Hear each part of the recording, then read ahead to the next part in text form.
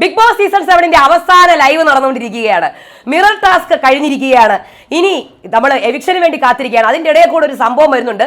നൂറ ഇന്നലെ എടുത്തുകൊണ്ട് പോയി ടിഷ്യൂ പേപ്പർ, അത് ടിഷ്യൂ പേപ്പർ അല്ല, അത് ലിപ്സ്റ്റിക്കിന്റെ ഷെയ്ഡാണ്, ബെനിഫിറ്റ് ടെഡിയുടെ ഷെയ്ഡാണെന്ന് പറഞ്ഞാണ് വന്നിരിക്കുന്നത്. നമ്മുടെ അനന്ത് ഒരു വീഡിയോ ഇട്ടിട്ടുണ്ട്, നിങ്ങൾക്ക് പോയി കാണാം, വിത്ത് പ്രൂഫാണ് ഇട്ടേക്കുന്നത്. എനിക്കും കുറച്ച് കാര്യങ്ങൾ പറയാനുണ്ട്. എല്ലാവർക്കും നമസ്കാരം, ഞാൻ നിങ്ങളുടെ സ്വന്തം രേവതി. വീഡിയോ ആദ്യമായിട്ട് കാണുന്ന ചാനൽ സബ്സ്ക്രൈബ് ചെയ്യണം, ലൈക്ക് ചെയ്യണം, കമന്റ് ചെയ്യണം. സോ ഇവിടെ മാരകമായ ടോക്സിസിറ്റിയാണ് പുറത്ത് നടന്നുകൊണ്ടിരിക്കുന്നത്, മനസ്സിലായില്ലേ? ഭയങ്കരമായ സൈബർ അറ്റാക്കും ബുള്ളിങ്ങും ഒക്കെ. നോക്കൂ, ഇതൊരു ഗെയിം ഷോ ആണ് കേട്ടോ. ഇതിനകത്ത് അങ്ങോട്ടും ഇങ്ങോട്ടും ഗെയിം കളിച്ച് ഒരാളെ പുറത്താക്കലാണ് ഈ ഗെയിം ഷോ, അല്ലാണ്ട് അങ്ങോട്ടും ഇങ്ങോട്ടും സ്നേഹിച്ചുകൊണ്ടിരിക്കലല്ല ഈ ഗെയിം ഷോ. അത് മനസ്സിലാക്കുക. ഇനി അങ്ങോട്ടും ഇങ്ങോട്ടും ദേഷ്യപ്പെട്ട് വെറുത്ത് പിടിച്ച് തള്ളാനല്ല ഞാൻ പറയുന്നത്. ഗെയിം കളിക്കണം, നമുക്ക് പല രീതിയിൽ ഗെയിം കളിക്കാം. സൈലന്റ് ആയിട്ട് കളിച്ച് നമുക്ക് ഒരാളെ പുറത്താക്കാം, ഒരാളെ നമുക്ക് നമ്മളെ എഗൻസ്റ്റ് ആവാതിരിക്കാൻ നമുക്ക് നോക്കാം. ഫോർ എക്സാമ്പിൾ, ഞാൻ അനീഷിന്റെ ഗെയിം പറയാണ് ഇവിടെ. അനീഷ് വളരെ സൈലന്റ് ഗെയിമറാണ്, വളരെ സൈലന്റ് ആണ്. പുള്ളിക്കാരൻ ഒരു ഭയങ്കര ലൗഡ് ഗെയിമർ ആയിരുന്നു, പക്ഷെ ഇപ്പൊ പുള്ളിക്കാരൻ വളരെ സൈലന്റ് ആയിട്ടാണ് കളിക്കുന്നത്. നോക്കൂ, അനീഷിന്റെ ഗെയിം നോക്കൂ. അനുവിനെതിരെ കളിച്ച് കണ്ടില്ലേ? അനുവിനെ ഒരു വിവാഹ അഭ്യർത്ഥന കൊണ്ട് അനുവിനെ അവിടെ ട്രാപ്പാക്കി. അവിടെ നിന്നു അനുവിന്റെ ഗെയിം, കഴിഞ്ഞു, തീർന്നു. പിന്നെ അനീഷിന്റെ അഗൻസ്റ്റ് ഒന്നും കളിക്കാൻ പറ്റുന്നില്ല, കഴിഞ്ഞു.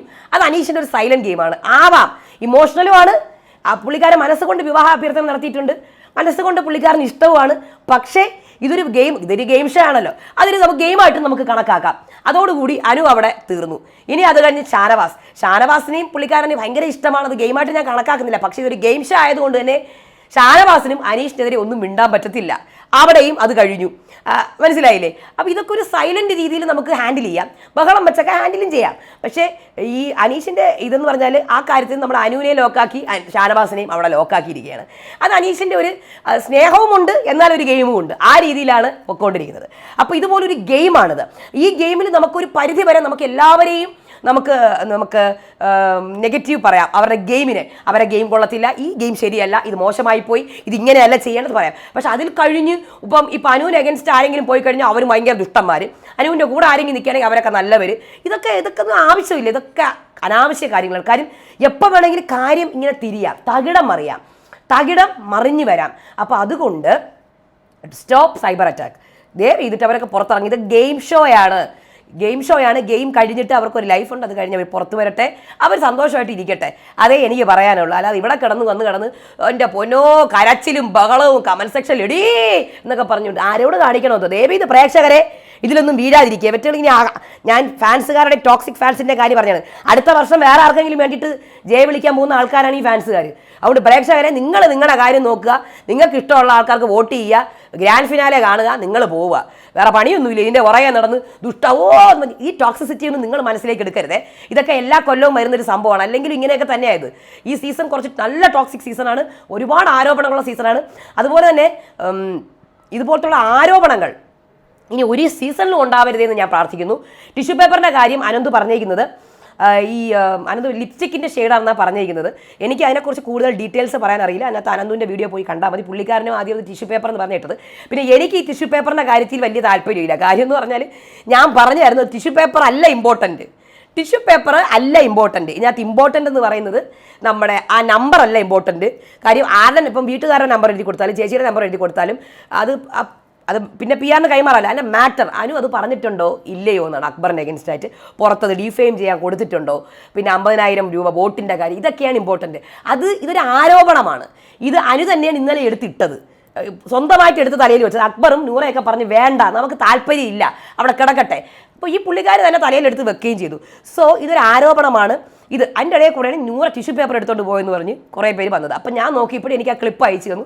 നോക്കുമ്പോൾ അത് ടിഷ്യൂ പേപ്പർ പോലത്തെ ഒരു സാധനം. അപ്പം ഞാൻ പറഞ്ഞത് ടിഷ്യൂ പേപ്പർ ടിഷ്യൂ പേപ്പറിൻ്റെ കാര്യമല്ല ഞാൻ പറഞ്ഞത്, ആ മാറ്ററാണ് ഇമ്പോർട്ടൻറ്റ്. ആരുടെ നമ്പർ ആയാലും ടിഷ്യൂ പേപ്പർ എടുത്തുകൊണ്ട് പോകണമെങ്കിൽ മണ്ടത്തരവേ പറയാൻ പറ്റും. പക്ഷേ അത് ടിഷ്യൂ പേപ്പർ അല്ല, അത് ലിപ്സ്റ്റിക്കിൻ്റെ ബെനിഫിറ്റിൻ്റെ ചെടി ഏകദേശം അതുപോലെ തന്നെ ഉണ്ടടാ. ഞാൻ കണ്ടിട്ട് ഞെട്ടിപ്പോയി. ഞാൻ നോക്കുമ്പോൾ ടിഷ്യൂ പേപ്പർ പോലെ തന്നെ ഉണ്ട് അത് കാണാൻ, ആ ലിപ്സ്റ്റിക്ക്. ഞാൻ ആലോചിച്ച് എന്താ സംഭവം, ടിഷ്യൂ പേപ്പർ അല്ലേ ലിപ്സ്റ്റിക്കോ? അങ്ങനത്തെ ലിപ്സ്റ്റിക് ഉണ്ടോ?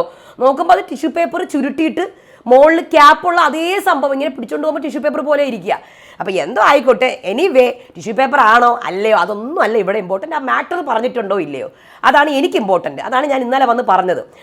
അപ്പം അതവിടെ നടക്കട്ടെ, എനിവേ ഇറ്റ്സ് എ ഗെയിം, അതവിടെ നടക്കട്ടെ. ഇതൊരു ആരോപണമാണ്.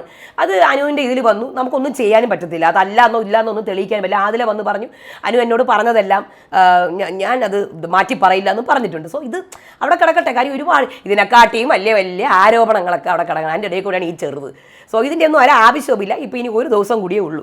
ഇനി അടുത്തത് ഇന്ന് മിറർ ടാസ്ക് ഒക്കെ നടന്നായിരുന്നു കേട്ടോ. ലൈവ് വളരെ ചില്ലൊന്നുമല്ല, വളരെ ഡ്രൈ ആണ്. കാര്യം ഒന്നും ഇല്ലല്ലോ.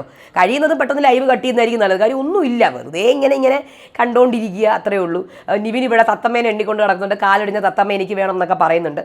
മിറർ ടാസ്ക് എല്ലാവരും കഴിഞ്ഞു കേട്ടോ, ചെയ്ത് കഴിഞ്ഞു. നിവിൻ, അനു, ഇന്ന് പിന്നെ ഷാനവാസും ഉണ്ടായിരുന്നു. ഷാനവാസ് നല്ല ഒരു പഴയ ഒരു 90s നടനെ പോലെ ഉണ്ടായിരുന്നു കാണാൻ. ഈ മറ്റൊരു കോട്ട് ഇടുമല്ലോ നമ്മൾ, എനിക്ക് പെട്ടെന്ന് പഴയ നടന്മാരില്ലേ നമ്മുടെ റഹ്മാൻ്റെയൊക്കെ ആ ഒരു ഗെറ്റപ്പ് പോലെ എനിക്ക് തോന്നി. പെട്ടെന്ന് കണ്ടപ്പോൾ അതുപോലെ തോന്നി. ഇങ്ങനെ നിന്നിങ്ങനെ സംസാരിക്കുന്നുണ്ടായിരുന്നു. സോ അനു കുറേ കരഞ്ഞു. അങ്ങനെ അപ്പം നിവിൻ മേക്കപ്പ് ഇല്ലാതെ ഞാൻ പോയി, പക്ഷെ സംസാരിച്ചു നന്നായിട്ട്. സോ നമ്മൾ ഈ ഫിനാലെ ആവുമ്പോൾ ഒരു പ്രത്യേകത പറഞ്ഞാൽ നമ്മളെപ്പോഴും മോൾഡ് ചെയ്യും നല്ല രീതിയിൽ. എപ്പോഴും ഞാൻ എല്ലാ സീസണിലും ഞാൻ ശ്രദ്ധിക്കുന്ന കാര്യം, ഈ സീസണിൽ അത് കുറവാണ് കേട്ടോ. ഈ സീസണിൽ ഞാൻ പറഞ്ഞിട്ടുണ്ടായിരുന്നു ഗ്രാൻഡ് ഫിനാലെ വരെ പ്രശ്നങ്ങളുണ്ടാവുമെന്ന്. അതുപോലെ തന്നെ ഉണ്ടാവാൻ ചാൻസ് ഉണ്ടോയെന്നൊന്നും എനിക്കറിയില്ല. ബട്ട് മോൾഡായി വന്ന 2-3 പേരുണ്ട് ഇതിനകത്ത്. നല്ല രീതിയിൽ മോൾഡ് ചെയ്ത് ഒരു ഡയമണ്ട് പോലെ ആവും നമ്മൾ അവസാനം. അതായത് ഒരു അവസാനം നമ്മൾ തെറ്റുകളും നമ്മൾ ചെയ്ത മിസ്റ്റേക്സും ഒക്കെ മാറി നമ്മൾ നല്ല രീതിയിൽ മോൾഡായി നമ്മളൊരു ഫൈനലിസ്റ്റ് എന്ന രൂപത്തിൽ ഇങ്ങനെ തെളിഞ്ഞു വരും. ഈ സീസണിൽ വളരെ കുറവാണ്. കാരണം ഈ സീസണിൽ ഫുൾ പ്രശ്നങ്ങളാണ്. തലേദിവസം വരെ വഴക്കും ബഹളവും കരച്ചിലും പിഴിച്ചിലും ഒക്കെ ആയിരുന്നു. സോ അതുകൊണ്ട് മോൾഡായ ആൾക്കാർ വളരെ കുറവാണ്. ഇപ്പോഴും പ്രശ്നങ്ങളിലും ആരോപണങ്ങളിലും ഒക്കെ കിടക്കുന്ന ആൾക്കാരാണ്. പ്രശ്നങ്ങൾ ഉള്ളതുകൊണ്ടാണ്.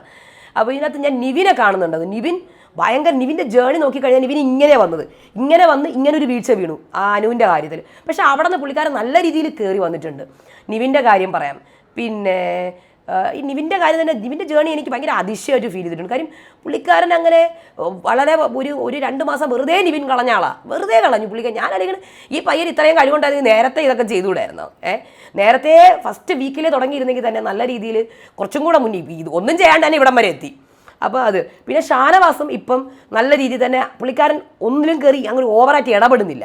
അതുകൊണ്ട് പിന്നെ ആരും ഭയങ്കര ഗെയിമൊന്നും അവിടെ കളിച്ചതായിട്ട് എനിക്ക് ഫീൽ ചെയ്തിട്ടില്ല. ഭയങ്കരമായ വലിയ ഗെയിമൊന്നും കളിച്ച് ആരും തകർത്തിട്ടൊന്നുമില്ല. സൈലൻറ്റ് ഗെയിം കളിച്ചിട്ടുണ്ട്. എനിക്ക് അനീഷിനെയാണ് അത് ഫീൽ ചെയ്തത്. അനീഷിൻ്റെ ഗ്രാഫ് എന്ന് പറഞ്ഞാൽ അത് വല്ലാത്തൊരു ഗ്രാഫ് കേട്ടോ. അതെന്ന് പറഞ്ഞാൽ തുടക്കത്തിൽ ഇങ്ങനെയാണ് അനീഷിൻ്റെ ഗ്രാഫ്. പിന്നെ നേരെ ഇങ്ങനെ വന്ന് പിന്നെ ഇങ്ങനെയാണ് പൊക്കോണ്ടിരിക്കുന്നത്. ഒരു താളത്തിൽ ഇങ്ങനെ പോവുക അനീഷിൻ്റെ ഗ്രാഫ്. അപ്പോൾ ഇത് അനീഷിൻ്റെ ഒരു സ്റ്റൈൽ ഓഫ് ഗെയിമും അനീഷ് പാറ്റേൺ മാറ്റി. അക്ബറിൻ്റെത് ഇങ്ങനെയാണ്, താഴെയാണ് കിടന്നത്. താഴെ കിടന്നിട്ട് ഇങ്ങനെ വന്നു. പിന്നെ അക്ബറിൻ്റെ ഗെയിം വളരെ ഇങ്ങനെയാണ് പോയിക്കൊണ്ടിരിക്കുന്നത്. കാര്യം പിന്നെ അക്ബറിൻ്റെ ഗ്രൂപ്പിലുള്ള ആൾക്കാരെല്ലാം ഔട്ടായി. ആ ഗ്രൂപ്പിലുള്ള ആൾക്കാർ ഔട്ടായത് കാരണം സത്യം പറഞ്ഞാൽ അക്ബർ ഇങ്ങനെ ഈ ഒരു രീതിയിൽ ഇങ്ങനെ പൊക്കോണ്ടിരിക്കുക. പക്ഷേ അക്ബറിന് എല്ലാവർക്കും നെഗറ്റീവ്സ് ഉണ്ട് കേട്ടോ. അതിനകത്ത് എനിക്കൊന്ന് കുറച്ച് നെഗറ്റീവ്സ് ഉള്ള കമ്പയർ ടു ഓൾ എന്ന് പറയുന്നത് എനിക്ക് അനീഷാണ് ഫീൽ ചെയ്തത്. കാര്യം വേറെ ഒന്നിനും പുള്ളിക്കാരൻ പോയി ചാടിയിട്ടില്ല. ആകെ കൂടെ ആ വിവാഹത്തിന് മാത്രമേ ഉള്ളൂ. പിന്നെ തുടക്കത്തിൽ ചെയ്തു. അങ്ങനെ നോക്കുകയാണെങ്കിൽ റിവ്യൂ പറയുകയാണെങ്കിൽ ഭയങ്കരമായ സംഭവത്തിൽ ഇതാണ് സംഭവം എന്ന് പറഞ്ഞ് കളിച്ച ഈ സീസണിൽ ആരുമില്ല. ഞാൻ എപ്പോഴും പറയലുണ്ട് വലിയൊരു ഗെയിമേഴ്സായിട്ടൊന്നും ആരില്ല. എല്ലാവരും ചിലവർ സൈലൻറ്റ് ഗെയിം കളിച്ചിട്ടുണ്ട്, ചിലവർ വെറുതെ എന്തൊക്കെയോ. എനിക്ക് ഈ സീസണിലെ ഗെയിമേഴ്സിനെ കുറിച്ച് വലിയ നല്ല അഭിപ്രായമൊന്നും ഇല്ല കേട്ടോ. സത്യം ഞാൻ തുറന്ന് പറയാം. എനിക്ക് വലിയ അഭിപ്രായമൊന്നുമില്ല. ഗെയിമായിട്ട് കളിച്ചവരൊക്കെ വളരെ കുറവാണ്. വളരെ പേഴ്സണലായിട്ട് പോയൊരു സീസണായിട്ടാണ് എനിക്ക് ഫീൽ ചെയ്തത്. ഈ ഒരു സീസൺ ആരും കണ്ട് പഠിക്കരുതെന്നും എനിക്ക് ആഗ്രഹമുണ്ട്.